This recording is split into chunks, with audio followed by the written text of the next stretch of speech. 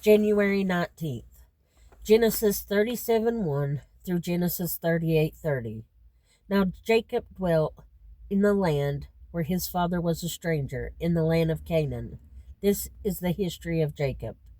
Joseph, being 17 years old, was feeding the flock with his brothers, and the lad was with the sons of Bilhah and the sons of Zilpah, his father's wives. And Joseph brought a bad report of them to his father.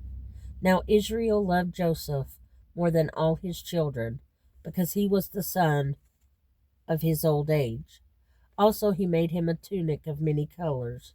But when his brothers saw that their father loved him more than all his brothers, they hated him and could not speak peaceably to him. Now Joseph had a dream, and he told it to his brothers, and they hated him even more. So he said to them, "Please hear this dream which I have dreamed. There we were, binding sheaves in the field. Then behold, my sheaf arose and stood upright. And indeed, your sheaves stood all around and bowed down to my sheaf." And his brothers said to him, "Shall you indeed reign over us? Or shall you indeed have dominion over us?" So they hated him even more for his dreams and for his words. Then he dreamed still another dream, and told it to his brothers, and said, "Look, I have dreamed another dream, and this time the sun, the moon, and the 11 stars bowed down to me." So he told it to his father and his brothers, and his father rebuked him, and said to him, "What is this dream that you have dreamed? Shall your mother and I and your brothers indeed come to bow down to the earth before you?" And his brothers envied him, but his father kept the matter in mind. Then his brothers went to feed their father's flock in Shechem, and Israel said to Joseph, "Are not your brothers feeding the flock in Shechem? Come, I will send you to them." So he said to him, "Here I am." Then he said to him, "Please go and see if it is well with your brothers and well with the flocks, and bring back word to me." So he sent him out of the valley of Hebron, and he went to Shechem. Now a certain man found him, and there he was, wandering in the field. And the man asked him, saying, "What are you seeking?" So he said, "I am seeking my brothers. Please tell me where they are feeding their flocks." And the man said, "They have departed from here, for I heard them say, 'Let us go to Dothan.'" So Joseph went after his brothers and found them in Dothan. Now when they saw him afar off, even before he came near them, they conspired against him to kill him. Then they said to one another, "Look, this dreamer is coming. Come therefore, let us now kill him and cast him into some pit. And we shall say, 'Some wild beast has devoured him.' We shall see what will become of his dreams." But Reuben heard it, and he delivered him out of their hands, and said, "Let us not kill him."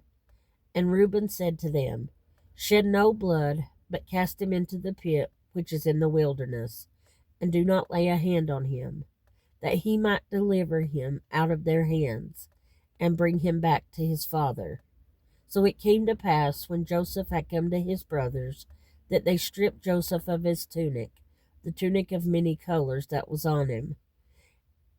And they took him and cast him into a pit, and the pit was empty, there was no water in it. And they sat down to eat a meal. Then they lifted their eyes and looked, and there was a company of Ishmaelites coming from Gilead with their camels, bearing spices, balm, and myrrh, on their way to carry them down to Egypt. So Judah said to his brothers, "What profit is there if we kill our brother and conceal his blood? Come, and let us sell him to the Ishmaelites, and let not our hand be upon him, for he is our brother, our flesh." And his brothers listened. Then Midianite traders passed by. So the brothers pulled Joseph up and lifted him out of the pit, and sold him to the Ishmaelites for 20 shekels of silver. and they took Joseph to Egypt. Then Reuben returned to the pit, and indeed Joseph was not in the pit, and he tore his clothes. And he returned to his brothers and said, The lad is no more, and I, where shall I go? So they took Joseph's tunic, killed a kid of the goats, and dipped the tunic in the blood. Then they sent the tunic of many colors, and they brought it to their father and said, We have found this. Do you know whether it is your son's tunic or not? And he recognized it and said, It is my son's tunic. A wild beast has devoured him. Without doubt, Joseph is torn to pieces. Then Jacob tore his clothes, put sackcloth on his waist, and mourned for his son many days. And all his sons and all his daughters arose to comfort him, but he refused to be comforted, and he said, For I shall go down into the grave to my son in mourning. Thus his father wept for him. Now the Midianites had sold him in Egypt to Potiphar, an officer of Pharaoh and captain of the guard. It came to pass at that time that Judah departed from his brothers and visited a certain Adullamite, whose name was Hira. And Judah saw there a daughter of a certain Canaanite, whose name was Shua. And he married her and went into her. So she conceived and bore a son, and he called his name She conceived again and bore a son, and she called his name Onan. And she conceived yet again and bore a son, and called his name Shelah. He was at Chezib when she bore him. Then Judah took a wife for his firstborn, and her name was Tamar. But Judah's firstborn, was wicked in the sight of the Lord, and the Lord killed him. And Judah said to Onan, Go into your brother's wife and marry her, and raise up an heir to your brother. But Onan knew that the heir would not be his. And it came to pass, when he went into his brother's wife, that he admitted on the ground, lest he should give an heir to his brother. And the thing which he did displeased the Lord. Therefore he killed him also. Then Judah said to Tamar, his daughter-in-law, Remain a widow in your father's house till my son Shelah is grown. For he said, Lest he also die like his brothers. And Tamar went and dwelt in her father's house. Now in the process of time, the daughter of Shua, Judah's wife, died. And Judah was comforted, and went up to his sheep shearers at Timnah, he and his friend Hira the Adullamite. And it was told Tamar, saying, Look, your father-in-law is going up to Timnah to shear his sheep. So she took off her widow's garment, covered herself with a veil, and wrapped herself, and sat in an open place which was on the way to Timnah, for she saw that Shelah was grown, and she was not given to him as a wife. When Judah saw her, he thought she was a harlot, because she covered her face. Then he turned to her by the way and said, Please, let me come into you, for he did not know that she was his daughter-in-law. So she said, What will you give me, that you may come into me? And he said, I will send a young goat from the flock. So she said, Will you give me a pledge till you send it? Then he said, What pledge shall I give you? So she said, Your signet and cord, and your staff that is in your hand. Then he gave them to her, and went into her, and she conceived by him. So she arose, and went away, and laid aside her veil, and put on the garments of her widowhood. And Judah sent the young goat by the hand of his friend the Adullamite, to receive his pledge from the woman's hand, but he did not find her. Then he asked the men of that place, saying, Where is the harlot who was openly by the roadside. And they said, "There was no harlot in this place." So he returned to Judah and said, "I cannot find her." Also the men of the place said, "There was no harlot in this place." Then Judah said, "Let her take them for herself, lest we be shamed. For I sent this young goat, and you have not found her." And it came to pass about 3 months after that Judah was told, saying, "Tamar, your daughter-in-law, has played the harlot. Furthermore, she is with child by harlotry." So Judah said, "Bring her out and let her be burned." When she was brought out, she sent to her father-in-law, saying, "By the man to whom these belong, I am with child." And she said, "Please determine whose these are, the signet and cord and staff." So Judah acknowledged them and said, "She has been more righteous than I, because I did not give her to Shelah, my son." And he never knew her again. Now it came to pass at the time for giving birth that, behold, twins were in her womb.